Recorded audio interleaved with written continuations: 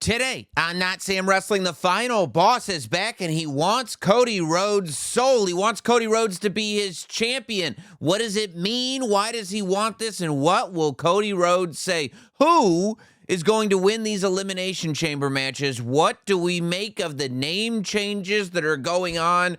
And so much more. This is Notsam Wrestling. Welcome to Notsam Wrestling, and we need each other. There's never been a time, well, maybe there has been times where we need each other like this, but not this year, not so far. I would say there's more to talk about now than ever. Good, bad. I mean, there is a lot of division going on inside the wrestling fan community as to how they are taking in everything that we got only a few days ago on SmackDown. Of course, don't forget, we're going to be able to press the flesh, to see each other in person WrestleMania week, Thursday, April 17th. It's a 5 p.m. local time show at the Comedy Cellar, Las Vegas. 5 p.m. local time. I say that to say whatever is going on Thursday evening, wrestling-wise, you'll have plenty of time to get there. I will make sure of it. That's why I scheduled this show at 5 p.m. at the Comedy Cellar in Las Vegas, so you could start your evening with a little live Notsam Wrestling podcast and then move on to whatever you want to do for WrestleMania week. But there is a link at notsam.com. It's on Ticketmaster. You can get the tickets now, and they're moving. So get them now, and hopefully I will see you WrestleMania weekend. But I can't wait to see what we see WrestleMania weekend. And for those of us that were worried that the build-up to WrestleMania was not, I'll say at least not interesting. Some people say good, some people say bad. If you were worried that the build to WrestleMania was not interesting, this week changes all of that, especially in the context of the fact that there's a lot of conversation to be had. And the reason there's all that conversation to be had is, once again, second year in a row, it's becoming a grand tradition. The Rock shows up just in time for the WrestleMania build and shares a SmackDown ring with Cody Rhodes, except this time it's very different than it was a year ago. So we were on, myself and Megan Morant, we're here in the Notsam studio immediately after SmackDown, getting all of our feelings out, and I broke down that entire segment almost frame by frame, I think. So all my opinions of what it all meant and my immediate reaction to all of it happening is there. After today's podcast, go and listen to or watch the emergency podcast if you haven't yet, that came on right after SmackDown.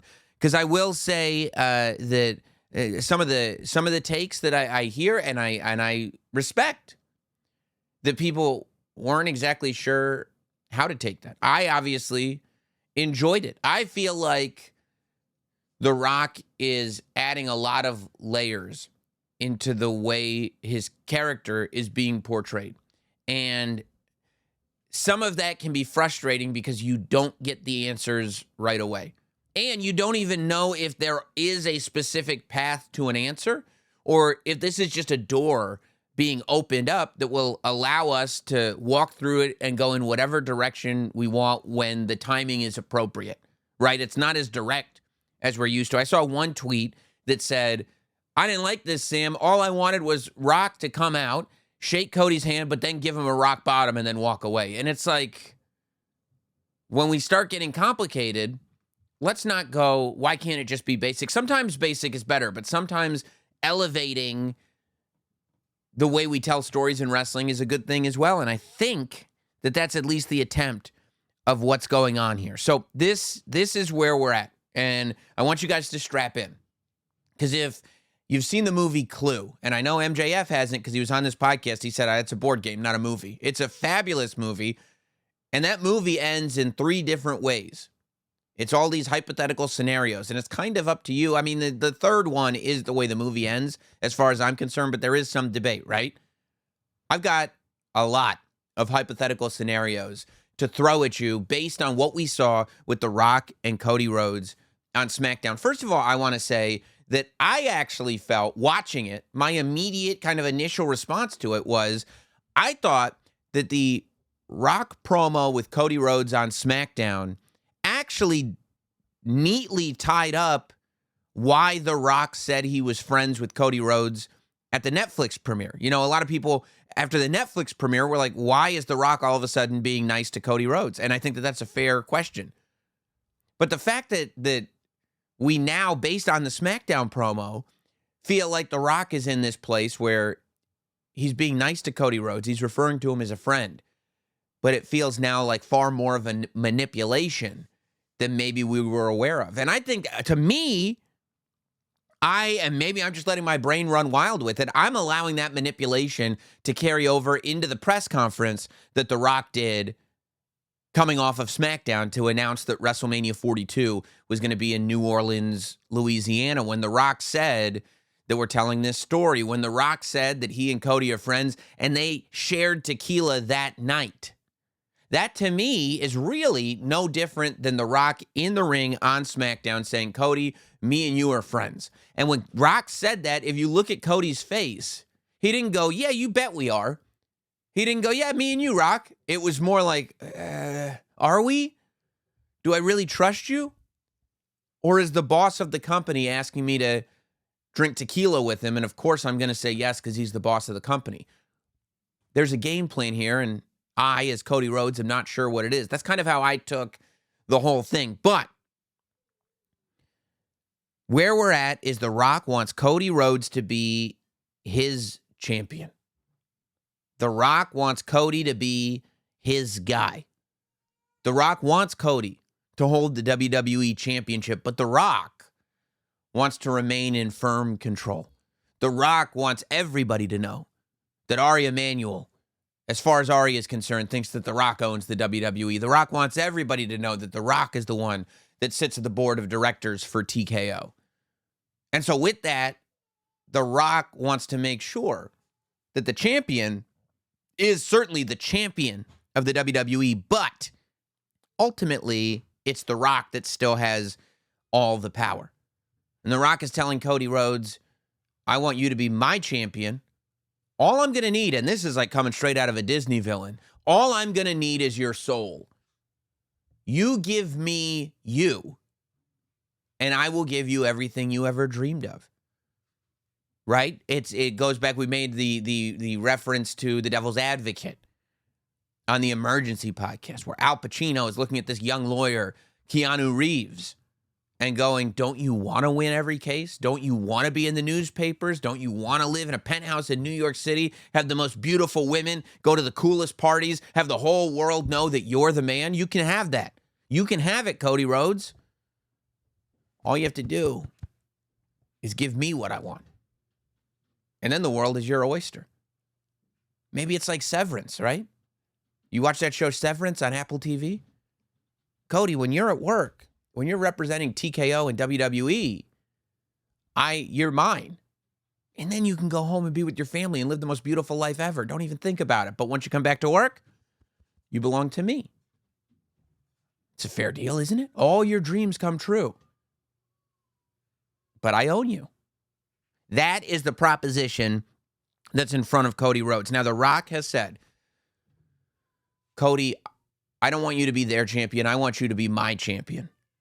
And I went back to the Monday Night Raw after WrestleMania 40, which was the last time that The Rock and Cody Rhodes met with a promo that was even remotely as tense as the one that was on SmackDown. And that's the one where The Rock wanted to hold Cody's championship, and that's the one where The Rock said our story has just begun. That's the one where The Rock kind of laid out the fact that he is still the boss, but Cody laid out the fact that he is the champion. See, in that promo, Cody said, you're on the board of directors. You're my boss, but I'm the champion. And everybody cheered. And he said, and I'm their champion. And everybody cheered, and he said, and that means I'm your champion. April 2024. Cody was the first one to say, Rock, now that I'm the champion, you need to deal with the fact that I'm your champion. 10 months later, The Rock returns to the WWE and says, Cody, what you need to deal with now is that, yeah, I need you to be my champion. And here's exactly what that means. He also said, Rock, when he handed Cody back that gift, which maybe it was the Rolex that somehow The Rock got back, maybe it wasn't. He said to Cody, "Don't you ever break my heart again." When The Rock shows up at Elimination Chamber and asks Cody what his decision is, if Cody says, "I'm not your champion, I'm their champion," did Cody just break The Rock's heart? Did Cody just do the thing that the boss told him to never do again? Rock said, "Do not break my heart ever again." Is this going to be a heartbreaking thing if Cody says, "I'm not on your team, I'm on their team, I'm on the fans' team"? Just something to consider. I mean, The Rock said at the press conference after the show that what's amazing about Cody and the final boss is that this fight can continue. This story, this war can continue without them ever having to have a match, which obviously those are red flags immediately. We want a match. Every wrestling fan wants a wrestling story to eventually culminate in a match. That's what made Austin McMahon into Austin McMahon, that eventually you had to go to Vince McMahon versus Steve Austin. And Vince McMahon was not a wrestler. He wasn't in matches. But you had to go with Vince McMahon versus Steve Austin, and you did it. And you did it on Raw, and you did it inside the Royal Rumble match, and you did it in a steel cage at St. Valentine's Day Massacre. You did it all over the place. So when he says we can do this story without actually having to be in a ring, we're in rare air. To some extent, that's true, right? I don't think that what he's telling you is there will never be a Rock Cody Rhodes match. I don't think that that's being taken off the table. But I think the reality is we're probably not going to get The Rock versus Cody Rhodes at WrestleMania. I don't think that this story right now is being told to ramp up real quick, screw up the Elimination Chamber, and a month and a half from now, we've already got The Rock versus Cody Rhodes. Now, I will say that without a direct story, there are a few stories that we could get to in front of Cody Rhodes, but technically, going into WrestleMania this year, we don't have, as of right now, a direct Cody Rhodes story, which means that if The Rock came in, he wouldn't be disrupting anything that has been specifically laid out on television, disrupting plans that we might have read in the internet, disrupting fantasy bookings, yes.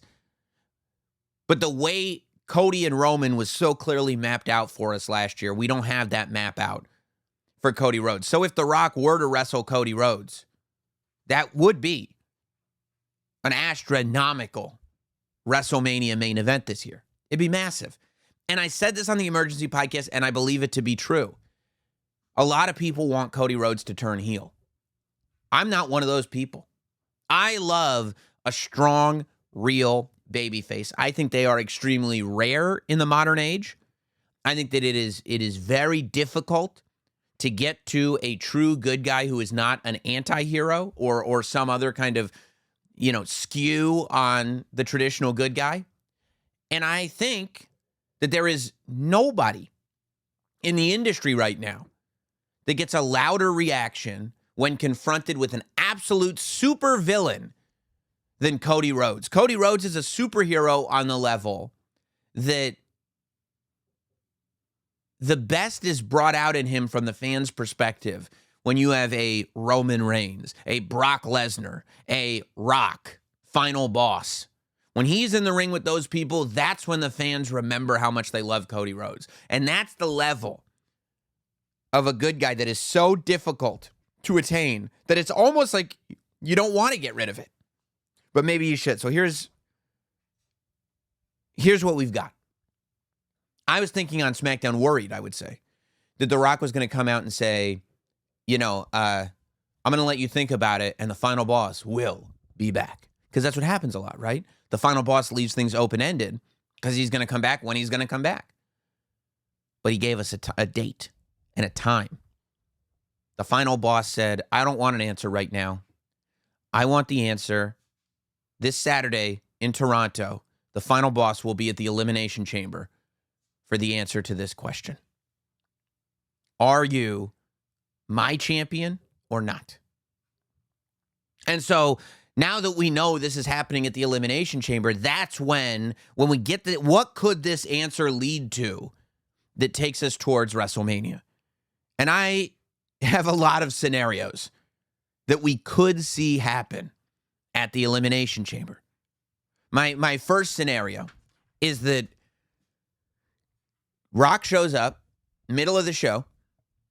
He says, "Are you going to be my champion?" Cody says, "No, I'm their champion." Rock says, "Well, I need somebody that I can trust. And sometimes we can only rely on ourselves." So in the main event tonight, the Elimination Chamber match will be a 7-man Elimination Chamber match. Which means that we'll start with a triple threat because we've only got, we've got the 4 chambers in the ring. So you start with 3 in the ring instead of 2, and all of a sudden, you've got a 7-person chamber match between Punk, Logan Paul, Drew McIntyre, Damian Priest, John Cena, Seth Rollins. I think I got everybody. And The Rock. And so we get this match, right? And in this match, we can have a scenario where Seth and Punk can take each other out, and that's going to take care of that. We can have some fun back and forth with Logan Paul and The Rock, right? We can have, just to say, oh, wow, we've seen it. Obviously, The Rock's chamber will open last. So some of this stuff, maybe Punk and Rollins start the match with a third. Maybe Drew, Punk, and Rollins start the match, right? And maybe 2 of them, 1 of them, 3 of them are already out of the match before Rock even gets in. Maybe Punk and Rollins, and maybe they don't even get their chance to touch The Rock because The Rock's not coming in till the 7th person in the match. But I think we got Punk and Rollins taking each other out. We have Logan Paul and The Rock, just having some back and forth. We have Logan Paul pinning John Cena, which is going to give us our John Cena-Logan Paul match at WrestleMania. We have Damian Priest pinning Drew McIntyre, which is going to give us our Damian Priest-Drew McIntyre match at WrestleMania. And then we have The Rock pinning Damian Priest. Damian Priest pins Drew McIntyre. He brags. Drew McIntyre hits him with a Claymore. He leaves. The Rock hits Priest with a rock bottom. And The Rock gets to go to WrestleMania. So now we've got Cody Rhodes versus The Rock, John Cena versus Logan Paul, Damian Priest versus Drew McIntyre, and CM Punk, Seth Rollins, and maybe you throw Roman Reigns into there. Maybe, who knows what's going to go on with Roman Reigns. And Cody goes to WrestleMania, main events with The Rock, and Cody has a triumphant win as a good guy, and The Rock has to go into the sunset.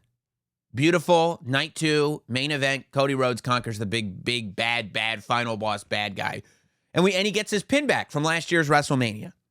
Except Rock said that they never had to actually have a match, which makes me think that The Rock is not going to have a match. So, what if Cody Rhodes and The Rock are in the ring in Toronto, and Cody is considering it? Cody is thinking about it. And Jey Uso comes out. Jey Uso, who is The Rock's cousin. If The Rock is Roman Reigns' cousin, then Jey Uso is The Rock's cousin as well. Jey Uso comes out. And Jey says, "Cody, what are you doing? What are you doing, Cody? What are you doing? You can't do this. You can't listen to what he's doing. My cousin did this to me. And it took me years to get out of it." Jey tells the story of what Roman Reigns did to him in the bloodline. And says, you can't do it. You can't, it's a path of destruction. You'll never be happy. And Cody looks at Jey and he goes, "Jey, I got to tell you something. I was never going to tell this guy I was his champion." And Cody says no, and Jey Uso's in there, and maybe The Rock tries to take a swing at Cody, and maybe Jey Uso and Cody are too much, and The Rock retreats. And then The Rock goes backstage, and he lets Triple H know that Jey Uso is not getting that match with Gunther at WrestleMania. Jey Uso just lost his match with Gunther. Tell Jey Uso he's lost his match with Gunther. The final boss is out. I'll go to the board if I have to. But Jey Uso is not getting that match. And he walks out. And we go, oh my God. So that's when we have the chamber match. And the winner of the chamber is John Cena. John Cena says that Gunther challenges John Cena. John Cena accepts, right? But Cody Rhodes realizes what has happened. Cody Rhodes says, I realize I don't have an opponent at WrestleMania. And Cody Rhodes usurps The Rock and lets Jey Uso know that he has earned a WWE Championship match at WrestleMania, and it's going to be his WWE Championship. So now we go to WrestleMania with Jey Uso versus Cody Rhodes, two friends. But even if the final boss is not there, the story now is, can Cody Rhodes trust his friends at all? And did he make a mistake by giving Jey Uso this championship match? And then we go to wherever we go. Maybe Cody Rhodes turns. Maybe Jey Uso becomes the Rock's corporate champ. Maybe there are, a million things could happen from there. And of course, John Cena and Gunther. Gunther can beat John Cena. John Cena can beat Gunther, whichever way you want to go. But that would completely blow off all the setup that we've had with Jey Uso and Gunther. In the weeks that have followed from the Royal Rumble, this whole month, we spent building this Jey Uso-Gunther match, plus the 3 matches between Jey Uso and Gunther that led to Jey Uso's Royal Rumble win. It would just throw those out to start this new story. So, what if Roman Reigns got involved, right? What if Cody turned down The Rock and said, I'm their champion, I'm not your champion? And just as The Rock and Cody are face-to-face, Roman's music hits. And Roman Reigns comes to the ring in Toronto. And we think that Roman is going to side with The Rock, right? At first, we go, oh, Roman's there to save Cody. But then Roman Reigns lines right up with The Rock. Roman puts his hand out. The Rock accepts it. And we go, oh, my God. Are we going to Roman and Cody somehow in this Roman and The Rock? And Roman looks at Cody and he goes, Cody Rhodes, I told you, you were in my way in life. Remember that promo on the football field? But then he says, but nobody told the final boss there's only one tribal chief.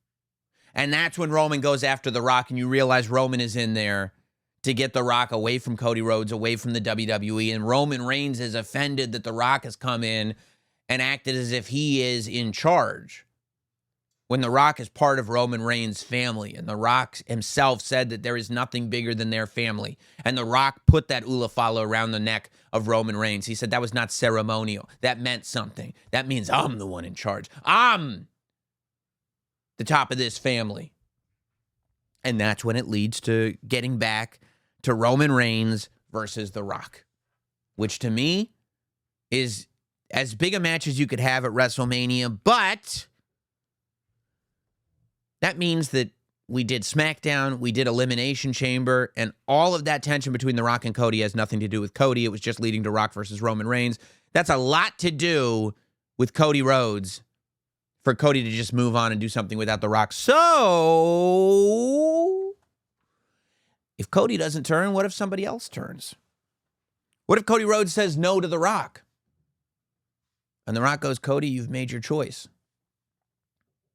And John Cena wins the Elimination Chamber. And at the end of WrestleMania, after Cody has turned down The Rock, it looks like it's a straight match, night 2, main event, WrestleMania. John Cena gets his moves, near falls, almost has him.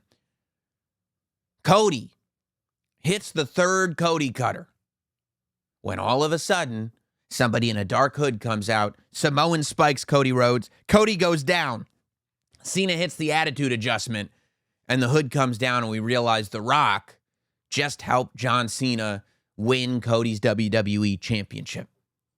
And John Cena is so obsessed with being the 17-time WWE Champion that the same guy that we saw go to a press conference and say, yeah, I don't need to have a qualifier. I'm just going to go ahead and enter this match because I've earned it.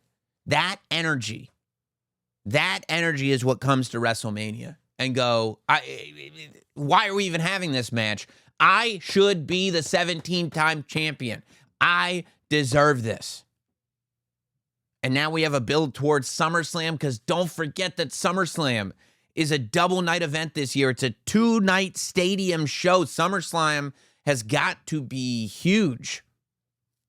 And we can build John Cena's reign of terror from WrestleMania to SummerSlam, with The Rock making sure that he wins matches. Maybe we even get John Cena versus Roman Reigns and The Rock make sure that John Cena beats Roman Reigns. And eventually we get to a place where we can have Roman Reigns versus The Rock. We can have John Cena versus Cody in the return match. We can have John Cena and Roman Reigns versus Cody Rhodes. Versus John Cena and The Rock versus Cody Rhodes and Roman Reigns. What if that's the headline for SummerSlam? The Rock and John Cena versus Roman Reigns and Cody Rhodes. And eventually, Cody is able to conquer John Cena.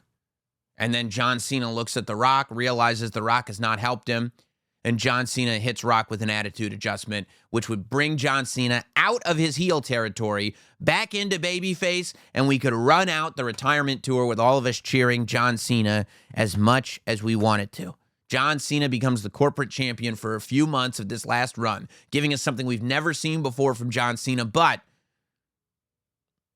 it doesn't last. All that said, I think it's going to be really tough to get people to boo John Cena.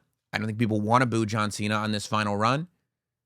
And I think the idea of John Cena and The Rock being in charge of WWE for 6 months or so, that could be a very big risk when you're building new stars and you've now got 2 old guys on top of the company. Just saying. So, what if it's not John Cena that turns?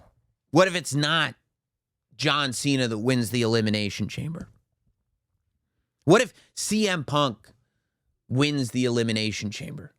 See, the story of CM Punk going to WrestleMania has been, I have to do this. This is the one thing I've never done. And what has everybody that CM Punk has fought in 2025 said to him? I main evented WrestleMania. Seth Rollins, I've main evented WrestleMania. Sami Zayn, I've main evented WrestleMania. CM Punk's pointing to the WrestleMania sign before the WrestleMania sign is even there. He has to main event WrestleMania, and then he wins the Elimination Chamber. Maybe he wins the Elimination Chamber fair and square. Maybe there's a mystery attack on somebody that allows CM Punk to win the Elimination Chamber, but it seems like he had nothing to do with it. Who knows? But regardless, CM Punk is now officially in the main event of WrestleMania. So if on the night of the Elimination Chamber, we already have the guarantee that CM Punk is getting to main event WrestleMania, well, what does CM Punk's obsession become then? If he has won the main event of WrestleMania and he knows he's going, then that's nothing for him to be obsessed with anymore because he's getting it. So what does he become obsessed with then? Well, now the obsession is he cannot lose. This may be the only time, and he'll say it. I never main evented WrestleMania before now. And I'm not a young man anymore. There are no guarantees in life, but especially during this phase in life. And I very well may never get a WrestleMania main event ever again. I have to win. I have to win. There's no turning back. I can't have one WrestleMania main event that I lost. Can't happen. So now, I've got to prove the world wrong. I've got to prove the world wrong and tell them not only can I main event WrestleMania, I can win the main event of WrestleMania, and at this stage in life, the new CM Punk, the CM Punk that we never thought we'd see back in the WWE, that CM Punk can be WWE champion. He's obsessed with it. And CM Punk has a favor that he's never cashed in. CM Punk has a favor from Paul Heyman. He wins the Elimination Chamber. He does not need that favor to get to WrestleMania. He's won the opportunity to main event WrestleMania fair and square. Cody is his own man. He's turned down The Rock. Who has a relationship with The Rock? Who has a relationship with the entire bloodline? The entire Samoan dynasty? Who has had his claws dug into that family since he first broke into wrestling, basically? Since he was managing the Samoan SWAT team? Paul Heyman.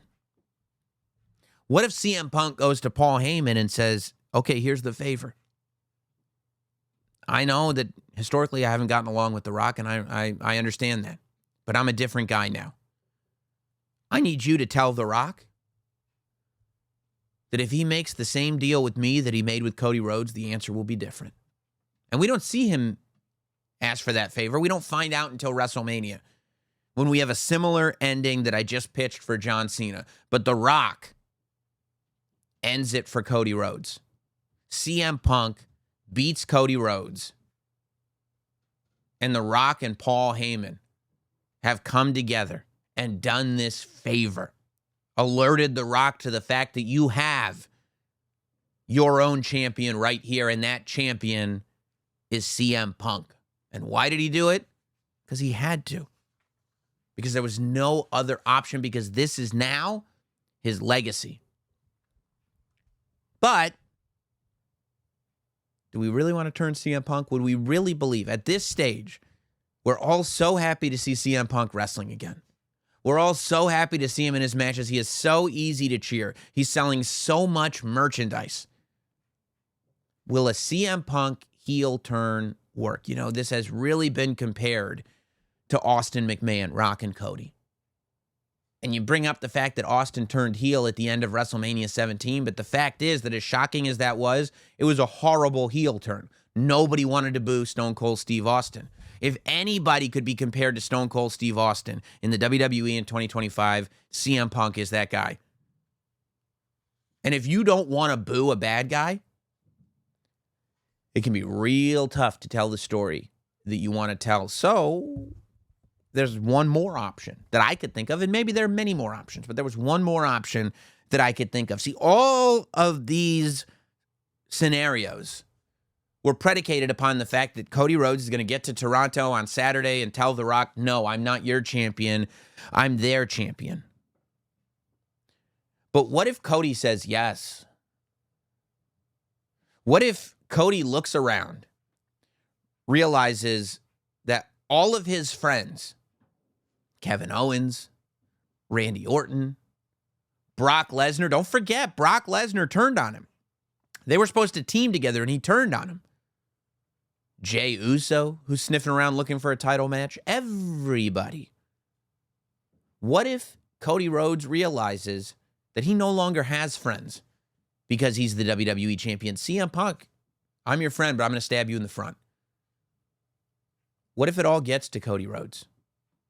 And what if Cody Rhodes says, I'm not ready for my story to end. This is my dream. I'm not ready for it to end. Yes, Rock, I will be your champion. And whether he says it in Toronto or whether we push it off and we eventually realize that he says yes, maybe in Toronto he says, I just don't know, Rock. I just don't know. And then we get to WrestleMania and we find out the answer is yes. We had the happiest ending to a WrestleMania, I would say, ever. WrestleMania 40, whether it's the best ending or not, that's something that we will debate. But it's arguably, a lot of people think, the best ending ever. It was certainly the happiest ending, I would say, ever. You know, maybe WrestleMania 30 could match it. But besides from WrestleMania 30 and 40 are probably the two most happy endings to a WrestleMania ever. What if WrestleMania 41 is a sad ending? What if WrestleMania 41 is Cody Rhodes selling his soul? I mean, even Damian Priest is coming up to him on SmackDown saying, like, I just want you to know I'm coming for your title. Everybody is coming for Cody Rhodes, whether they're his friends or not. And all the fans were behind Cody Rhodes finishing his story. But have all of the fans been as loudly supporting Cody Rhodes telling this news story? I would argue the fans haven't been as loyal as Cody Rhodes might want them to be. And if Cody Rhodes can't count on anybody anymore, maybe he needs to go to the person who's going to keep him in power. Maybe it is time for the Homelander arc, and maybe Cody Rhodes doesn't have to change that much to be the man. What if John Cena does win the Elimination Chamber match? What if John Cena goes for his 17th championship at WrestleMania? And what if, because Cody Rhodes has sold his soul to The Rock, what if Cody Rhodes beats John Cena? What if Cody Rhodes does not allow that moment to happen? What if Cody Rhodes realizes that all of his friends have been selfish? All of his friends have said, well, me winning the title is more important than Cody being the champion. So what if Cody says, fine, if that's the way we play the game, me being the champion is more important than John Cena having his moment. So it ain't happening at the expense of me. The beauty is that John Cena can still have down the road a 17th championship win. John Cena can beat Gunther or whoever is the World Heavyweight Championship at some point in 2025. He's got the whole year. But right now, you could have a moment at WrestleMania where you talk about WrestleMania 17 shocking, where Cody does say, yes, I'll do it. And instead of going, this is the new Austin McMahon, what if it immediately takes a different turn? What if after WrestleMania 14, Steve Austin had left the suit on? What if at WrestleMania 41, Cody says, it's a deal, Rock? And coming off of WrestleMania 41, what if Cody's title reign shifts from this dream run, from this run that nobody thought possible, this run that conquers the bloodline, this run that really begins because Cody left the WWE, because they didn't see the value in him, had to make a name for himself on the independents, had to not only be a top guy in the WWE's competitor, but he himself created the competition that he was the competitor in, and only to come back, finally prove to the WWE and the powers that be his worth, finally prove to the fans that he was that guy, that baby face that they haven't had since Hogan. Have to go wait a year, get to WrestleMania, only to lose, wait another year, finally have his moment, only to realize that at WrestleMania 41, the powers that be are ready for his moment to expire. The fans, to an extent, are ready for his moment to expire. No. Cody didn't come this far to get this far. And Cody realizes it's time that he makes sure that his story is told the right way. And that the director of the board is going to make sure that his story is told the right way. What if Cody Rhodes goes on a reign of terror? What if Cody Rhodes starts beating everybody because The Rock is making it possible? What if Cody Rhodes turns all that love into absolute hate because it's no longer fair what he's doing, because he's lost all of his honor? What if Cody beats John Cena at WrestleMania? What if we go to SummerSlam, 2-night stadium event, and we build up to the fact that maybe CM Punk is the one to conquer Cody Rhodes, but it doesn't happen? What if Cody Rhodes beats CM Punk at SummerSlam? And what if Cody spends another year as champion, his first year as champion, pure babyface good guy champion, but his second year as champion, absolute pure demon from hell heel champion, because he sold his soul to The Rock? I mean, you talk about that beautiful juxtaposition.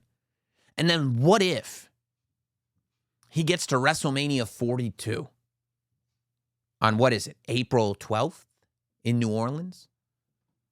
Night 2.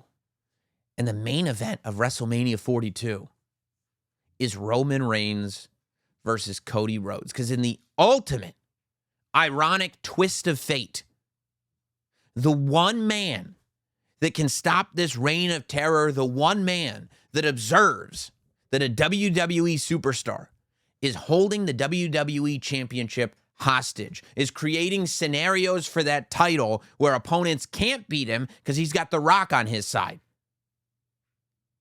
What if the one guy that's able to take down the king and his reign of terror and bring the title back into a position where it can be defended fairly, where it can be the WWE's championship, where it can be the championship that the fans want to see on television? What if 2 years removed, Roman Reigns is the ultimate babyface that can take the title back from Cody? And what if at WrestleMania 42, we look at Roman Reigns and Cody Rhodes and realize that because of The Rock, because of what Cody Rhodes has done for the last year, and because of the run that Roman Reigns has been on, what if at WrestleMania 42, Roman Reigns and Cody Rhodes have completely switched positions? And Roman Reigns is now the babyface that needs to conquer the disruptive king that is Cody Rhodes. For the record, I don't want Cody Rhodes to turn heel. I don't want it to happen. That's not the scenario that I would like to see because I want Cody Rhodes to continue to be a babyface. But all I'm asking is what if? What if? It's an important question to ask. I mean, that's what wrestling is all about. What if? Pardon the brief interruption. If I could have a moment, I want you to stop looking for the perfect meal in a bottle because Huel is already here. Yeah, Huel's complete meals in a bottle are high in protein, low in sugar, packed with nutrients, and they taste just like a milkshake. Just choose between chocolate or vanilla and make meal times a total breeze. Huel's Black Edition ready-to-drink meals have 35 grams of protein and 27 vitamins and minerals to help you take on whatever the day has in store. You guys know how busy I am. You know it's insane. I go to the gym, and if I'm not getting my nutrition right, the results aren't there. I go for the vanilla. That's my flavor of choice, and I don't have to worry about it anymore. You can stop stressing about nutrition. Drink Huel. Take the leap. Join the community of Hueligans. New customers are going to get 15% off plus a free gift with my exclusive link, Huel.com/NotSam. That's 15% off plus a free gift for new customers with my exclusive link at Huel.com/NotSam. You can see show notes for terms and conditions. Unlock a healthier, easier way to eat with Huel. Nutritionally complete meals in minutes so you can focus on what really matters. Now, that we've broken down some of those scenarios, who is going to win these Elimination Chamber matches? I think the men's chamber specifically is more difficult to predict than ever. I think The Rock has really thrown a monkey wrench into that, and the fact that we don't exactly know how that's going to go or how it's going to go at all, because there is one more scenario, by the way. The final scenario is The Rock shows up, Cody Rhodes says no, and then The Rock says, well, the final boss will be back. And he leaves for a while. That could also happen. We could get not a lot. We could have Cody Rhodes say no, and The Rock goes home. And then he comes back in a few months to address it, maybe. That could happen too.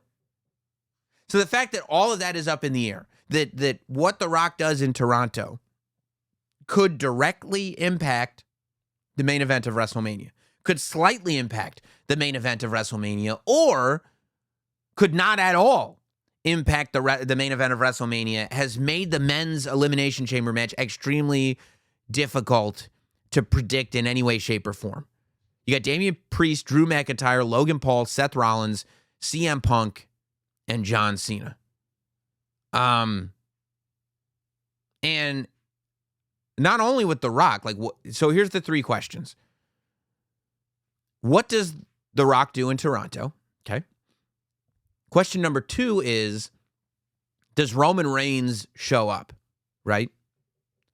And question number 3, and this is actually extremely intriguing to me, is what is Logan Paul doing at WrestleMania? Everybody in this match, save for maybe John Cena, which John Cena can do whatever he wants. He's John Cena. But everybody else in this match has a couple of plan Bs, or a plan B and a plan C. You know, Damian Priest has stuff floating around over here with Drew McIntyre. Drew McIntyre has stuff floating around with Damian Priest, but also with LA Knight, with Jey Uso. Seth Rollins has stuff floating around with Roman Reigns and CM Punk. CM Punk with Seth Rollins and Roman Reigns. John Cena can ultimately do anything. He's John Cena in his last WrestleMania, but Logan Paul doesn't have a plan B right now. There is no Logan Paul path, which almost makes you go, what if, right? I mean, we're playing a lot of what ifs. I don't see Logan Paul winning this match. To me, I think really it's got to be either CM Punk or John Cena, right? I don't see it being Seth Rollins, because I honestly see the Roman Reigns stuff and the CM Punk stuff as more intriguing for WrestleMania than another Rollins-Cody match. Unless you're somehow going to get, you're going to do Roman and Cody and Rollins, or do something that we just don't see coming at all. I just don't see this being the year or WrestleMania being the show for another Rollins-Cody match. I don't see Logan Paul versus Cody Rhodes. I feel like that would be a disappointment. With everything Drew McIntyre's got going on, the path to Cody Rhodes is not terribly clear. Damian Priest versus Cody Rhodes, friend versus friend, could be a great Backlash match. I don't see it for WrestleMania. So to me, CM Punk versus Cody Rhodes is big money. John Cena versus Cody Rhodes is big money. I feel like if somebody's going to turn heel out of Rhodes, Cena, or Punk, there's something that makes it feel like Punk would be more likely to do it. And even if the plans were something else, The Rock, if there's one thing he can do, it's change a WrestleMania plan. The Rock is a disruptor after all. So the idea that you could do Roman Reigns versus Seth Rollins, you could do John Cena versus Logan Paul, and you could do CM Punk versus Cody Rhodes. I still think it's Cena. I still think it's Cena winning the Chamber. If I had to put money down, I think it's Cena versus Cody at WrestleMania. I think Cena wins the Chamber. But that's literally a call that I'm going to have to make after Cody and The Rock do whatever they're going to do, because I just set up about 8 scenarios for you that's possible. So let's talk about the women's Chamber match. You've got Naomi, Bianca Belair, Liv Morgan, Alexa Bliss, Bayley, and Roxanne Perez. So I see Roxanne Perez having a breakout performance. You know, I much like the Royal Rumble and her setting the record and her being in the final 2, I see Roxanne Perez maybe getting a pinfall or 2. I see Roxanne Perez starting the match and going the distance. Like, I see this as a display for Roxanne Perez. I did not see Roxanne Perez winning. I just don't think it's time for Roxanne Perez to go into the championship match at WrestleMania. I don't see Alexa Bliss winning this match, although I do like the idea of the Wyatt Six stuff starting to become a thing. And maybe, you know, as much as Liv Morgan versus Alexa Bliss is intriguing to me, I kind of feel like that's something you could do with Roxanne Perez. The Wyatt Six are baby faces. Alexa Bliss is babyface. I think maybe it's the Wyatt Six. Maybe Roxanne Perez does something sneaky to eliminate Alexa Bliss, and then some spooky stuff happens to Roxanne Perez, and we get a Wyatt Six Alexa Bliss versus Roxanne Perez maybe at WrestleMania, or the SmackDown before WrestleMania, whatever, just part of that weekend. And then, I still am in love with the idea of Liv Morgan versus Becky Lynch at WrestleMania. I hope Becky Lynch is back for WrestleMania. I want to see her back. Although that would be a massive Raw after WrestleMania return. I would love to see Becky Lynch versus Liv Morgan at WrestleMania. And I do not see Liv Morgan, because I don't see Liv and Raquel going to SmackDown. Because if Liv and Raquel go to SmackDown, then Dominic Mysterio has to go to SmackDown. And now Damian Priest, Dominic Mysterio, Liv, and Raquel are all on SmackDown. And it's like, why transfer them to begin with? Plus, it feels like Finn Balor is the direction things are going in. You know, okay, here we go. Finn Balor is coming across as a little bit more of a heel than Liv Morgan and Dominic Mysterio, but what if the Judgment Day turns on Finn Balor? What if JD McDonough is able to, even if he just comes back to do some talking, what if he provides the distraction and the Judgment Day turns on Finn Balor and they bring in a new member or whatever? But where this is all going is Dominic Mysterio and Liv Morgan in a mixed tag at WrestleMania against Finn Balor, and who does he pick? His longest, most Irish friend that he's got in wrestling, Becky Lynch.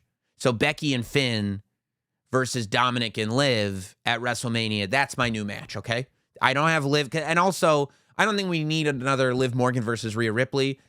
Liv and Dominic versus Finn and Becky. That's my WrestleMania match. So, with all that said, it kind of, and I don't see Bayley winning this one either. And maybe Roxanne Perez gets a pin over Bayley. That's like Roxanne's big moment. And then she cheats to beat Liv Morgan, and then Liv Morgan does some sneaky stuff, and then she ends up maybe Liv Morgan pins Roxanne, or no, she cheats to, no, not Liv Morgan. Whatever, Alexa Bliss. Right. You know what I'm saying. I've laid it out for you. I think that the Elimination Chamber match does come down to Bianca Belair versus Naomi. I think that all of this, we're going to make sure one of us wins. As long as one of us wins, and we're going to be teamwork until the very end, I think we're going to get there. I think the scenario is built, and we are going to get to the very end. And we are going to see Naomi versus Bianca Belair. And I think Bianca Belair beats Naomi. And I think Bianca Belair versus Rhea Ripley becomes your WrestleMania match. But I think it's the beginning of the deterioration of Naomi and Bianca Belair. And I think that it leads to, because I don't think Bianca Belair is going to beat Rhea Ripley. She could, but I think it'll be a great match. But I think post-WrestleMania is where you get the discovery, maybe even the Raw after WrestleMania, that it was Naomi. And you could have Bianca Belair lose to Rhea Ripley. And it's like, well, isn't that going to make Bianca look bad? No, because the night after WrestleMania, she can discover that it was Naomi that attacked Jade Cargill, not Liv Morgan and Raquel. And we can move on to Bianca versus Naomi, and Bianca can go back up the ladder to getting another shot at the Women's Championship. So that's kind of what I've got. I've got probably John Cena, and I've got Bianca winning the Elimination Chamber match, beating Naomi last, and beginning that deterioration of the two of them. Big news on NXT. By the way, NXT and TNA were both incredible shows this week. This partnership, I mean, it feels like a lot of the fantasy booking that we were doing is actually coming true. We had Moose show up on NXT. Stare down Obafemi. I can only imagine we're going to get Obafemi versus Moose at Roadblock. I think at the Madison Square Garden Theater event on the 11th of March is when we'll get Moose versus Obafemi. But I think NXT is doing such a smart thing. For anybody that hasn't seen Moose in TNA, he's got a match with Lexis King on NXT this week. You've got the Hardy Boys coming in. The Hardy Boys are coming in. And by the way, I bet the Hardy Boys will be at that March 11th Madison Square Garden show as well. And who knows? Maybe they'll put the NXT Tag Team Championship on the Hardy Boys. If the Hardy Boys win the NXT Tag Team Championship either on or by Roadblock, and then are able to carry, they walk in to Stand and Deliver as NXT Tag Team Champions, I think that's real good for the Vegas show, for the WrestleMania weekend show. And then they can lose it there or whatever. And they can, I think on TNA, seeing all the NXT representation, seeing Cora Jade, a regular part of that show, seeing Obafemi show up on TNA, and seeing that aura and that essence and that character exist in a world that's not NXT owned and operated. It's just all been so cool. And of course, the big headline is Ricky Starks. I'm sorry, that's the last time we'll say that name. Ricky Saints coming over to NXT. Now, if it wasn't for The Rock making the announcement that April 11th and 12th, we were going to get WrestleMania in New Orleans, Ricky Saints would be a shoo-in, because it's as much a New Orleans name as I've ever heard. Now, I think most people you talk to, and who knows why the name change is happening. Some names change, some names don't. I have no idea why, and frankly, it's, who cares? As far as me as a fan goes, I don't care. Just tell me what the guy's name is. Ricky Saints feels to me like, number one, there is some logic there. Ricky Saints went on Busted Open After Dark with Bubba Ray Dudley and explained the sort of correlation between New Orleans and Ricky Saints and everything. But also, it feels like one of those names that within 2 weeks we'll just be used to saying. The same way Walter becoming Gunther, now, like, Gunther is just a given. Like, a lot of these name changes at first, because we're wrestling fans and change is scary, and I'm with you, we go, no, we rebel. But ultimately, I mean, Ricky Saints we're all going to be calling him that. He's what he's going to be known as. We're going to get used to it by Roadblock, I'm positive.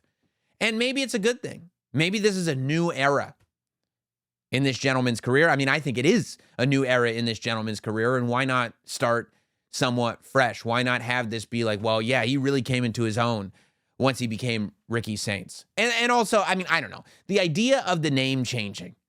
Like, when people have real arguments or real hot takes on the idea of, oh, they changed this name, I get annoyed at name change arguments, unless they're really bad. If it's a really cheeseball name change, then yes, let's talk about it. But if it's just a name change, to me, it's like fans arguing like a week ago, when people were literally having arguments on the internet about the size of the ring that AEW had in Australia. And it's like, what the hell do any of us fans actually know about the size of the ring? You know, like most of the time you wouldn't ship a ring internet, or you have to ship it on a boat.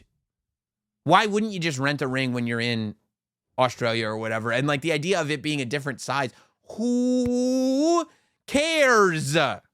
It doesn't impact the way we as fans watch the show at all. But I guess we need our hot takes, right? We need to have something to talk about. They're bad faith hot takes, by the way. They're bad faith arguments, but we got to have our hot takes. Before we get there, by the way, before we get to emails, which we will, a couple of things I want to say. Number one, AEW's been having some good shows, okay? The Australia show was really, really good. They continued the story with Mariah May and Toni Storm on Collision, which the fact that they've carried this story on as long as they have, and it is not even, it's not even lukewarm, it's still hot. Like there's no, like I want this story to go on forever, and apparently it is, as now, as much as Toni Storm had to evolve after the loss, now after Mariah May lost to Toni Storm in Australia, Mariah May's character is now evolving into this sort of more violent, evil character, which is, I mean, it's awesome. It's awesome to see. And that Dynamite, if you could go, so for Collision this week, go back and watch I think it was at the beginning of the show, the confrontation between Mariah May and Toni Storm. And Dynamite was actually really, really good too. I think the MJF Adam Page confrontation was awesome. It was old school MJF. MJF as a character has so much buried inside him. I mean, MJF is just somebody who carries resentment. Every time MJF steps into a ring with somebody, you realize all the good stories that he's got. He's hated these people for years and years and years. And you go, how could you carry this around with you? That's why you're so angry all the time. When he's in there with Samoa Joe, it's like, remember when you pushed me in NXT? When he's in there with CM Punk, you disappointed me as a child. When he's in there with Adam Page, he's like, I've been hating you since literally AEW started. I've been carrying around hatred for you for 5 years. And then he explains why. And it is so compelling, and he's right. And he's talking about all the fans cheering for Adam Page, even though he's burned down a man's house. He's drinking his blood. He's a terrible person. And he's like, and you were the chosen one. And that's true. AEW at the very beginning, like the first real storyline in AEW was the 2-year build of Adam Page. And it was clearly a story that was written to start this promotion. It was a story that the Elite came in with. So all of it checks out. And I just love that it's part of the everything counts era. I think MJF subscribes to the everything counts theory. And the other okay, so Dynamite, MJF and Hangman, and there was a lot of chatter, a lot of this about Ricochet not being good. But then what happened? It went silent. I hope all those voices that were chattering about Ricochet are going to be as loud about how well he's doing now. I hope they are as loud. If you were criticizing him and you're watching him now and you're enjoying it, I hope you are as loud about how good he is right now and how good the promo was on Dynamite and how this character has evolved literally. I mean, I love my everything counts stuff. The Ricochet character was built on the fan criticism that was happening on the internet. That Ricochet that he was on Twitter was coming out on television. And at first people were like, what's he doing? What's this laugh? And it has quickly evolved into an extremely compelling character. It's great stuff. So check that stuff out. And also make sure this LFG show, the same reason why I was a big fan of the intro that they did on the Raw Netflix episode where Triple H is talking about work and shoot and all this stuff. This LFG show, what makes this LFG show to me great is Bubba, Booker, Mickey James, Undertaker, the things that they are freely saying and leaving on the show. Mickey James explaining in that first episode that this guy who's supposed to be a heel is not working like a heel. That all the little things and the nuances that they're putting in, that's where the curtain is getting pulled back. See, the more that people explain how wrestling actually works, the more impressive wrestling actually is. You know, wrestling was kayfabed for so long and held under this shroud of mystery for so long that those of us that are hardcore fans, we love that because it allows us to have an easier maintenance of our suspension of disbelief. But people who don't understand wrestling, that don't understand this shroud of mystery, they assume that everything is much dumber than it actually is. The most impressive part of the performance is what is not being told to people, is all the intricacies and detail that the performers and the production people all do night in, night out. And I truly feel like we're entering an era where we're being much more public about what is actually happening. And if you pay attention to that, it is so much more impressive. I think watching that LFG show, even people that are big wrestling fans are going to be able to pick up on these little nuances and go in this little thing that Undertaker said over here, this little thing that Booker said over here, Mickey James, this little thing Bubba said over here. Oh, I never thought about wrestling that way. And you realize it's everywhere. That little thing is what makes all the difference in the world. And it makes what these performers are doing so much bigger, so much more spectacular, and so much more impressive. So check that out with that lens. That's how I'm watching, and I'm really, really enjoying it. I want to hear what you're enjoying. My email is notsamwrestling@gmail.com. Notsamwrestling@gmail.com. We got, just a ton of emails this week. So I'll get through what I can get through. I mean, especially since Friday. This weekend, the email box got jammed.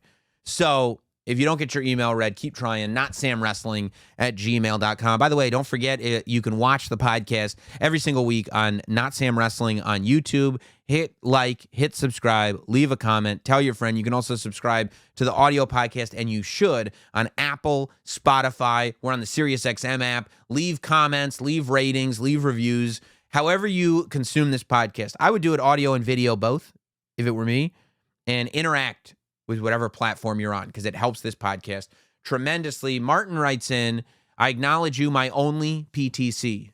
That's right, only podcast tribal chief. Sam, with the believed speculation of Naomi being the culprit, what do you think would be her reasoning? Also, what do you think Liv will do at Mania? Well, I've answered that question about Liv. Naomi's reasoning would be she wanted Jade out of the picture so she could be a tag team champion and eventually, be a world champion. I think that Naomi returned, and all of a sudden, she returns to WWE expecting to be a big star, and all the focus, go back to her return at the Royal Rumble, is on Jade Cargill. She wants her out of the picture. Simple. Sometimes it's just simple. Alex writes in, hey, Sam, quick 2 cents. Over the years, during the McMahon regime, people complained it was all too predictable, all too cookie cutter. Fast forward to 2025, Triple H has been in charge of creative for almost 3 years. WWE has gone to heights never before seen. The business as a whole is buzzing like crazy. And if that wasn't enough, creative is actually creative, okay? For the first time, we see storylines with entangled narratives and layers upon layers. That's right. Just look at the Chamber. Do you have a clear-cut winner in mind? I don't. You heard me. I was struggling. Anybody can be a player. Everybody is a player. In the span of a few days or even a few hours, things can shift and turn, and you wouldn't even realize it because the game is so open now. Anybody can be somebody, and it would all make sense anyway. So for the TikTok audience out there who wants instant satisfaction and quick answers in 3 seconds or less, settle down, chill, breathe. This isn't a build-up for a pay-per-view anymore. It's a whole ride. Okay, appreciate that. Coming from Portugal, which I love. I would have loved it even more if one of those sentences ended with a question mark, but you made your statement. Okay, Stefan from Washington wrote in, and this is a long, he basically wrote a PowerPoint. There are photos. There's a lot of writing in it. Let's see. Okay, and he's just advocating for Punk to sell his soul to The Rock. Goes against everything he believes, making the deal with the guy who helped deny his goals in the past, Dwayne. corporate Punk times on. Oh, yeah. So he's saying, like, CM Punk can take the character that he had in Ring of Honor during the original summer of Punk, when CM Punk had first signed with WWE and people thought they were seeing Punk's last match, and he won the Ring of Honor championship, and he held the title hostage, and he signed his WWE contract on top of that championship, and he said he was going to take the title to WWE. It was great. He wore a suit to the ring. It was fantastic stuff. That times 100 for Punk. Yeah, I mean, it was one of my scenarios. Mark writes in, Sam, my PTC and wise man on all things wrestling, and then he wrote, I had an idea that I wanted to share with you. Get your feedback. Currently, WWE is working to expand their brand globally. They're also working to boost NXT. Since the move to CW, I hear NXT is the best women's division in professional wrestling frequently. It's a strong argument. Here's my idea. It appears Bianca and Naomi are about to lose the women's tag titles. Why not have Julia and Stephanie Vaquer become the new champions? I mean, I'd be fine if that's what it's time for, but they're both, one of them is the NXT World Champion, one of them is the NXT North American Champion, and they're killing it as the top two women on NXT right now. So why would you wipe that out just to do the tag team thing? They're both international. Yeah, I mean, I think I answered that. Like, in time. Why do it right now? In time. Calmate. It's all good. Tranquilo. Josh writes in, with Finn saying Judgment Day isn't accepting new members, it feels like it's only a matter of time before someone gets added. Do you think they will add members? If so, who would you like to see added? I don't know who the new member of Judgment Day would be. Yeah, I don't. Honestly, I don't know. Chris from Belfast writes in, great podcast from you and Megan on Friday. Thank you. Absolutely loved your takes, and you helped make it make sense. That's all I'm trying to do here. I've taken some time to let my emotions subside following SmackDown. This is where I'm at. I'm speculating wildly. I think Cody and Rock will open Elimination Chamber. Cody turns down Rock's advances. The final boss does not like this. The chamber match is won by Drew with the help of the final boss. Yeah, okay. He holds his hand up. Drew is his handpicked guy, the chosen one, and the guy who will aim to dethrone Cody at Mania. Okay, so, I mean, giving the final boss his wish as champion. Okay. Now for Punk and Cena, maybe we get Punk and Cena at Mania. Take my money. I don't hate it, to tell you the truth. Like, the idea that Rock did give Drew McIntyre a sword when Drew McIntyre re-signed with WWE. That was a video that went out on social. And this idea that Drew McIntyre could be called a hypocrite because now he's doing business with the Bloodline, because The Rock is Bloodline, although he's not aligned with Roman. He may or may not be aligned with Roman Reigns. Yeah, it's got potential. I wouldn't poo-poo it. You could add it to the list that I started the show with for sure, you know. Phil writes in from Ohio, after listening to your emergency podcast, I have a thought process for this Rock Cody stuff, speculating wildly. Okay, he said, final answer to Elimination Chamber. Rock is giving Cody a chance before anyone else. Okay, I think this is similar to what I was talking about at the beginning of the show. Steve writes in, longtime listener, I actually met you at WrestleMania 34 in New Orleans. You stopped to take a picture with me right before the show started. Always appreciated that. You're the man. I'm saying you're the man, Steve. You didn't write that I'm the man, but I think you think I am. You had hair on your head and none on your face. Boy, times have changed a lot. I like me better now than I liked me then. I thought me then was pretty great. Me now is like out of this world. Anyway, I have kind of an idea for the summer. Okay, great. I know it's ways off, and if somebody brought this up before, I'm sorry. I try to catch all the podcasts. You got to watch the product. We always see Ric Flair in the media saying he's got another match left. Oh, boy. We all know it's ridiculous at this point, but there might be room for Rick to do a good storyline. What if Cena doesn't capture the belt at Mania, but he does win Money in the Bank? What do you think of the idea of Ric Flair forming his own faction, preventing Cena from successfully cashing in his Money in the Bank briefcase, so his record, kind of an evil Godfather type role for Rick, where no matter where Cena goes, his guys are lurking? Maybe good to give Rick TV time. Well, I think, isn't Rick doing stuff with AEW now? Ric Flair versus John Cena at SummerSlam. Eric writes in, Eric! Okay, this is all speculation on what The Rock and Cody could do. It's all kind of stuff that I said. Justin writes in, First time, long time. Listen to last Monday's show when you theorized about how the triple threat could come together with Roman, Seth, and Punk. In it, you brought up how Punk could call in the favor to be added to the match and the tension it could bring with Roman not being sure whose side Paul is on. I'm left wondering if Roman will even give Paul the opportunity to betray him. It was just a few months ago when a certain former client of Paul surprised us at SummerSlam by returning. I don't know if we're allowed to.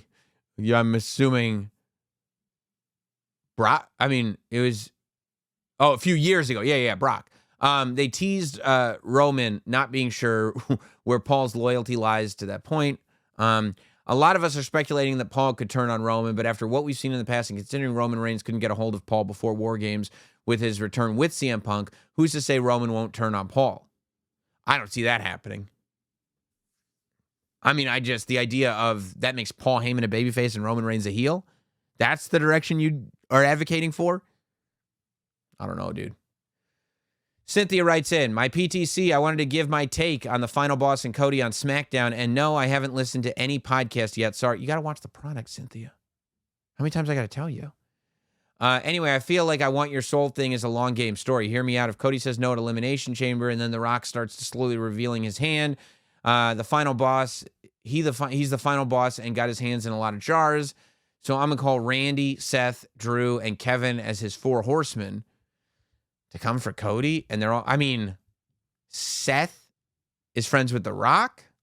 I don't know. I don't know, Cynthia. I don't know if I'm feeling it. Nilo D from Alabama. What's up, Nilo D? Thank you for leading the Island of Wrestling podcast relevancy. That's what this is. That's what this basement is. I acknowledge 2 things in life. 1, my tribal chief Roman Reigns, and 2, the Notsam Wrestling podcast. Those are the 2 most important things in life. I want your theory on this. Elimination Chamber. Cena wins. Cody comes out to congratulate him. They shake it out in front of the WrestleMania Las Vegas sign. Then it hits If You Smell. Enter the final boss. He stands at the ramp. Signals with his signature throat cut. Cody hits Cena with the Crossroads. Enter Homelander Cody versus Cena with Rock and Cody's side at WrestleMania 41. What are your thoughts? I don't hate it. You know, you could have the reveal happen at WrestleMania, or you could have the reveal happen on the road to WrestleMania. I don't hate it. Yeah, because then maybe you don't even have, if you were going to do it that way, the way I would do it is you don't even have Cody and The Rock have their confrontation. You don't even acknowledge The Rock is in the building. You have John Cena win the chamber match. You have Cody and John Cena shake. Maybe you even do the old gimmick where they put up the copyright logo. Then the music hits. Then The Rock comes out. Then Cody and John Cena are surprised, turn and look at The Rock. Then The Rock does his cutthroat. Then Cena gets hit by Cody. Cody cutter on Cena. That's fun. That's got me excited. It would certainly make for a great post-show podcast, that's for sure. Mike writes in, I acknowledge you, my podcast tribal chief. Why didn't it go? 5, there it is. 2. I have a question regarding the winner of the chamber match. Does the winner have to face the champion that the Royal Rumble doesn't pick? For example, if Cena won the chamber, does he have to face Cody, or could he turn the World Heavyweight Championship into a triple threat against Jey and Gunther, leaving Cody to face The Rock or someone else? I mean, historically, traditionally, and I think the way this match has been advertised, the winner picks the champion that hasn't been picked. But once The Rock shows up, that's not a bad call. That's not a bad call. That The Rock could say, the winner is going to get thrown in with Jey and Gunther, and I'm taking Cody. It's certainly possible, and it's not a bad thing to bring up. Let's go to Matt. Okay. Hope you and the family are well. As I was watching Charlotte sit at commentary and get involved as Trish came out to help Tiffy on SmackDown, I remember that some years back, Charlotte and Trish had a match at SummerSlam that Charlotte won. Now Trish is aligned with Charlotte's opponent for WrestleMania. Everything counts, so happy accident or chance to add a layer to the Charlotte-Tiffany story. I mean, look, I think you certainly, it is certainly within the realm to say, like, yeah, that can be a part of this story. But I think that what you don't want to do distract from the match that you're actually having. The match that you're actually having is Charlotte Flair versus Tiffany Stratton. So if you then turn around and go, oh, and by the way, Trish Stratus and Charlotte have history. Well, now you're complicating things. Now you're taking the spotlight away from Tiffany, and now the spotlight is being split between Tiffany Stratton and Trish Stratus with Charlotte. I think if you're going to use Trish at WrestleMania, unless you are going to put her in that match, in which case that's fine, I think you're better off sending her in a different direction, maybe. And then if Charlotte were to beat Tiffany Stratton, which I'm not sure she will, then you can come back. Or even if she doesn't, you can still come back to Trish Stratus and Charlotte if Trish is sticking around for any amount of time. You can come back to that. But if if she is not going to be in the match with Charlotte at WrestleMania, then I don't think they should be playing on it. Okay, last email. Last email of the day. Brandon writes in, not Sam. 2! I'm here to do two things, and I think you're going to like them. First, I'm here to acknowledge you as my podcast tribal chief. Hope you and the family are well. My family's incredible. Imagine they get to wake up in the morning going, man, it's so awesome that Dad is the tribal chief of all wrestling podcasts. Second, I would also like to get your thoughts on the possibility of The Rock being the favorite. All right, I'm going to go to a different email because you got my thoughts already. Okay, this won't be the last email. Andrew writes in, I thought the adrenaline went in his soul, but if The Rock gets his soul, where does the adrenaline go? I'm so confused. He wrote it in all caps. My favorite email of the day by a mile. Paul writes in, howdy, Sam. I might be overthinking here. No such thing, but hear me out. The Rock is talking to Cody about being his champion and opening doors you never knew existed. These sound like things that John Cena is seemingly chasing. Championships, movie roles, fame. I don't like this email. I'm going to a different one because John Cena's already got him.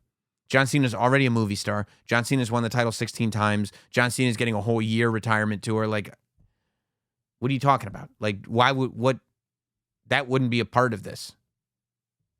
John Cena doesn't need doors open, dude. John Cena already opened those doors.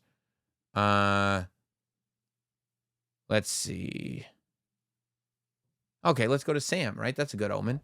I'm going to get right to the point. Oh, I love that. Here's some wild speculation. I was thinking when The Rock said best for business, it made me think of Cena's post-Rumble press conference.